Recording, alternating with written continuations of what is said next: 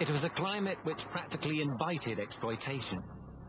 The largest single recipient of Iraq's money was American energy company Halliburton, formerly led by US Vice President Dick Cheney. They received $1.6 billion of Iraqi money to help reinstate the country's oil supply. Auditors said $177 million were overcharged. Although Halliburton continues to deny this, it recently reached a settlement with the US government to repay $9 million. But while some companies may have overcharged, others went far further.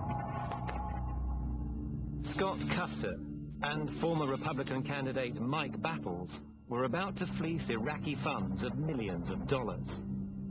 One man who worked with them until he realized what they were up to was Bob Isaacson. Their background was impeccable. They were military officers, CIA. One of them had run for the United States Congress. They were recommended by very high-level U.S. government officials as being honest individuals. Today, lawyer Alan Grayson is working with Bob Isaacson to recover money from Custer Battles, using a U.S. law which allows Isaacson to share some of it. These were people who went over to Iraq without any presence there, without any employees there, without equipment, without facilities, without any tangible qualifications, and without any money. They had no money. Scott Custer, from what I'm told by my men, could not pay the $15 or the $20 to get out of the Jordanian airport, the immigration fee. Almost immediately, Custer Battles landed a $15 million contract to provide security for civilian flights at Baghdad airport. But the flights never happened, so Custer Battles carried out other security duties. Frank Willis didn't hire them, but as the coalition's head of civil aviation, he did have to pay them. $2 million was due on the 1st of August. We went down to the vault, got the $2 million in crisp new $100 bills. They were shrink-wrapped in $100,000 amounts. We called the representative of Custer Battles and said, come on up and get your payment, bring a gunny sack. We've got your money ready for you. Meanwhile, from their base in Baghdad airport, Custer and Battles were determined to expand their empire. And their next big chance was this: Iraq's money exchange program known as the ICE project. It was a classic coalition exercise. They couldn't get desperately needed drugs to hospitals, but they would cheerfully devote enormous resources to replacing dinars showing Saddam's face with ones that didn't. The logistical challenge involved with this currency exchange is enormous. The amount of cash is something like over 2,200 tons of bills. It's an enormous challenge. It is something that we believe is another sign that the reconstruction is on track. Custer Battles won a contract which would pay them their costs plus 25%. But they wanted far more than that, as one of their associates explained to Bob Isaacson. He said, oh no, we can make dramatically more money than that. I said, what are you talking about? How could you possibly do that?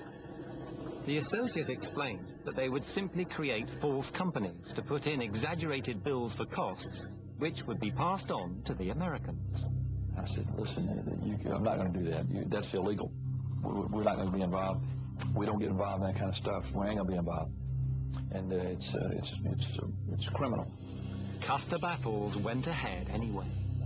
They simply made up invoices from the companies that they controlled for numbers that were wildly different from what their actual expenses were.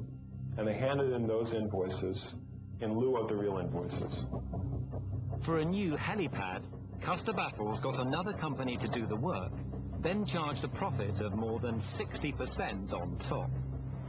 And they rented to the coalition forklift trucks that were not even theirs.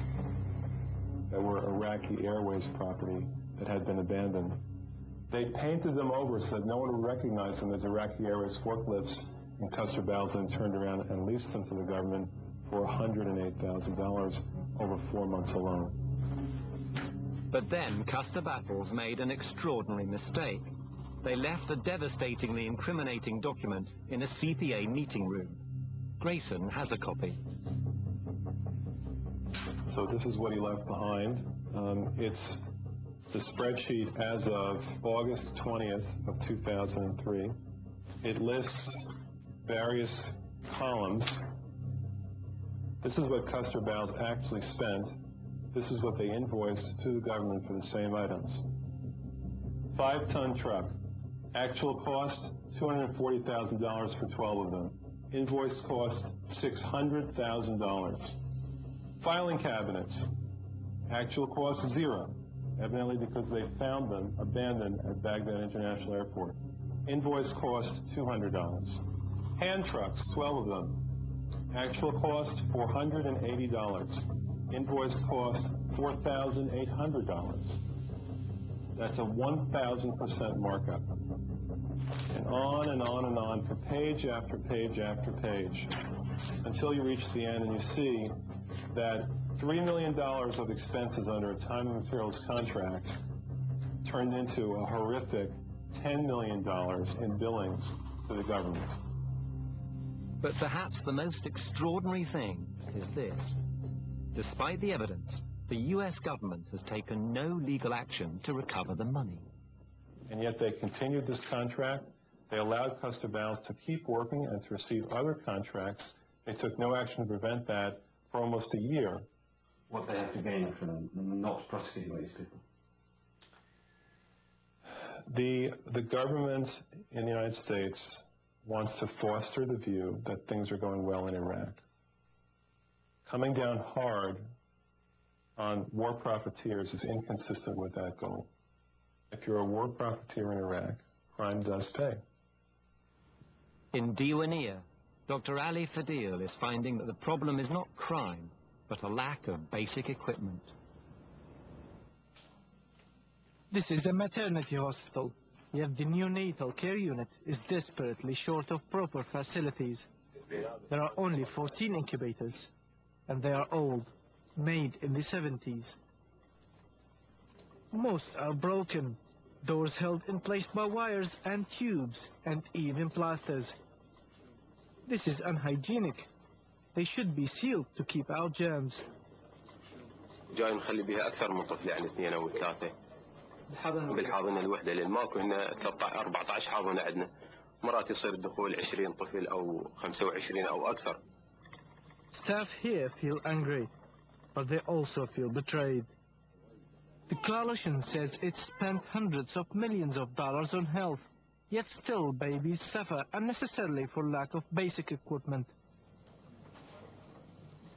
The coalition says security problems have slowed down progress in rebuilding Iraq. The climate of violence makes everyone nervous.